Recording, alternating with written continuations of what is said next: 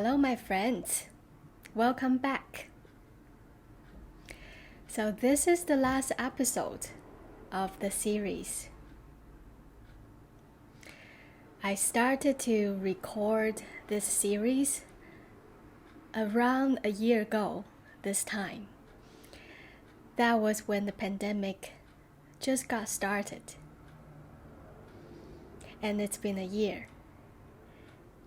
I want to share my very, very deep gratitude for you, for showing up here, for listening, for being part of this practice.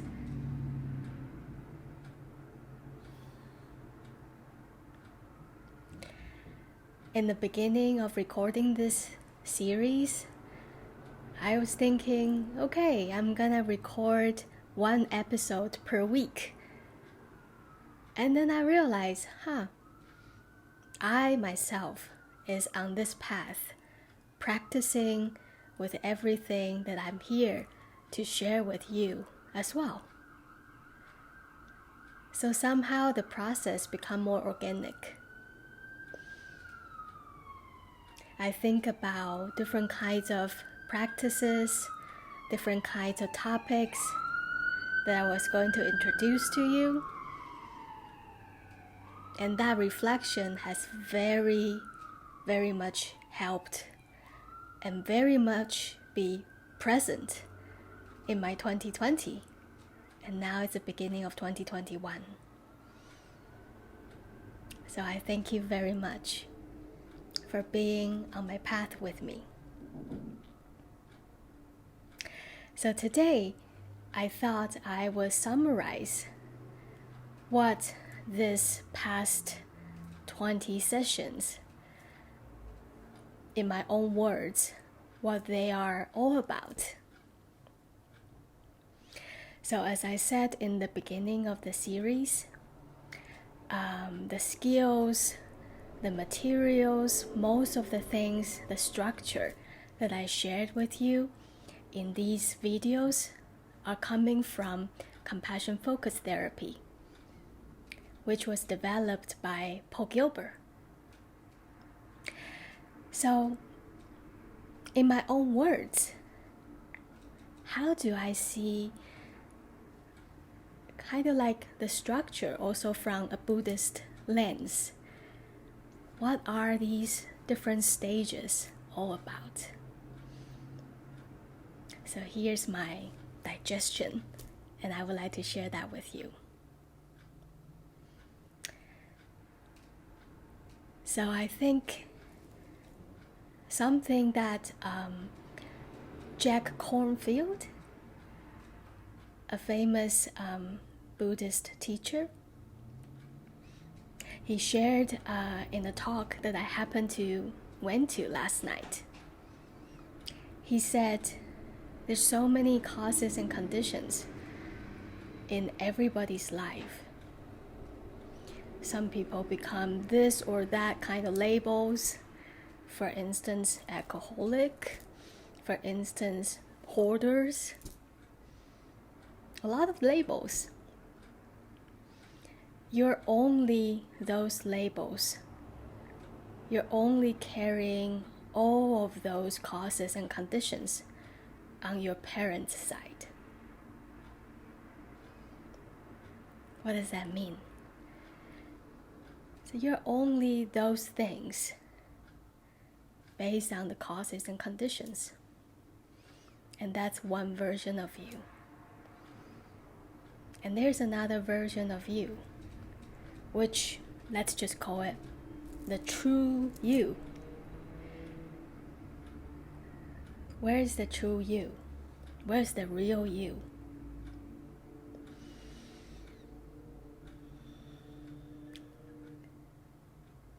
To me, both Buddhism and compassion-focused therapy, I think they are talking about very similar things. So there is this all complex set of causes and conditions, your genes, your environment, your cultural background, your past traumas, all of those things shaped your certain set of vulnerability to different kinds of things. Shapes your personality, shapes your temperament, shapes that you're being more prone to certain conditions. So those things we often carry as, okay, that's me. I'm full of problems and I'm wrong, I'm not good enough, I'm this or that. And we live in fear. And we live in, we are not enough. We have to chase, grab, go get more, change for the better. This is not okay. And so we live in the so-called the threat system in the CFT language, and the drive system also in the CFT language. So if you remember, kind of halfway through the video series, we start to talk about, all right, if those things are not your fault, and those things are the very reason why we need compassion. We need compassion, and we need compassion to help us to understand all of those things that we have been identifying ourselves with is not really our fault. We hadn't chosen to have them. We were given all of these things, and now we have to work with them. So who is the one that's working with them? So now we start to disentangle the problem with the real me. So if the real me is not the problematic me, who is this real me? How can we cultivate enough silence and stillness? In Rep Anderson's words, silence and stillness. How can we cultivate that in our daily life to recognize, to get to know our real selves?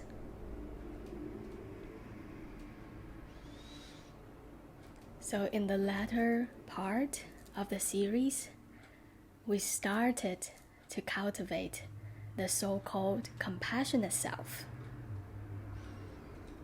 So remember, we practiced giving compassion from our compassionate self and giving compassion to others, and also giving compassion to ourselves. So not only we receive compassion, we also give compassion. And not only we give compassion to other people, we also give compassion to the parts of ourselves that are struggling. We give compassion to our fear.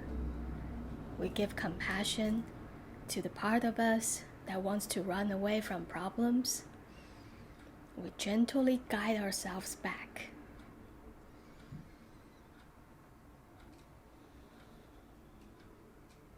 So you see, this is a practice that's really about how do you recognize your real self?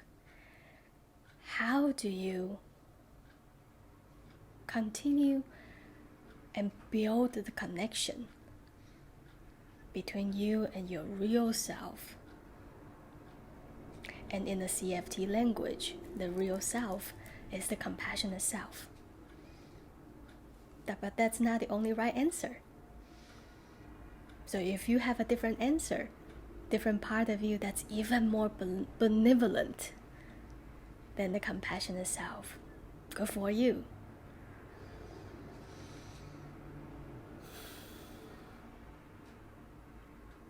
The last thing that I would like to share with you along this line is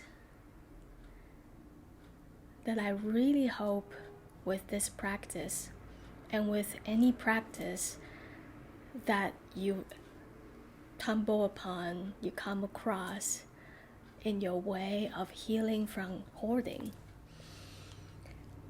My wish for you is for you to come back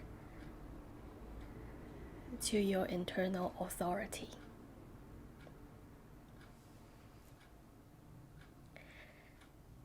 So many people I work with that struggle with fear of missing out, fear of letting go, share the same problem of not knowing, not trusting themselves. So we are afraid of making the wrong decisions. We are afraid that people are going to criticize us. And we are afraid to even being with ourselves. It makes us very anxious.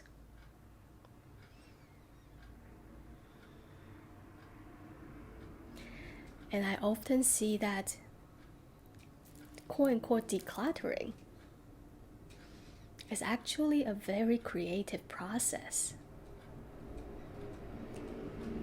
So it's not just about what other people say is the right thing to do, the right way to do it. Yes, you can take advice from people who are better at something than you are. However, ultimately, it's you. It's your relationship with yourself. It's your relationship with this project that we call quote-unquote decluttering. It's about you creating an environment for you.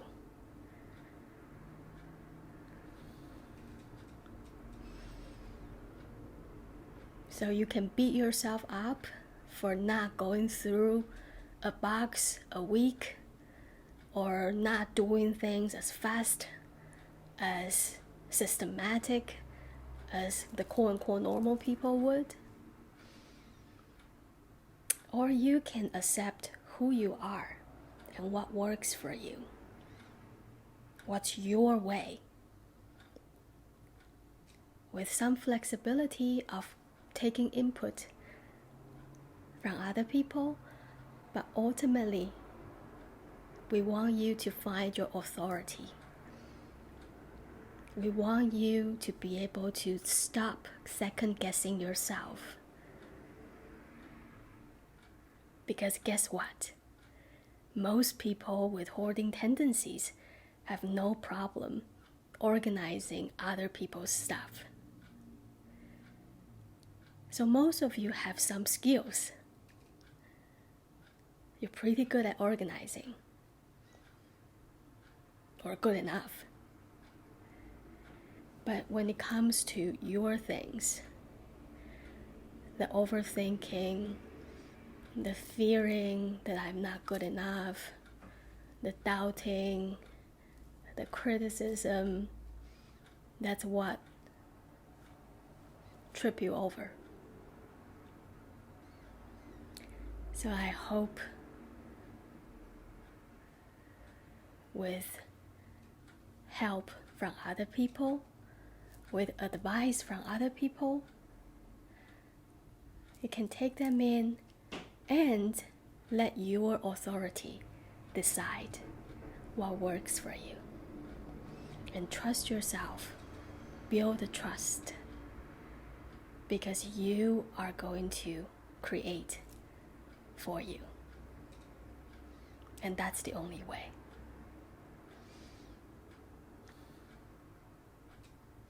So thank you very much for being on this journey with me again. And I hope to see you soon.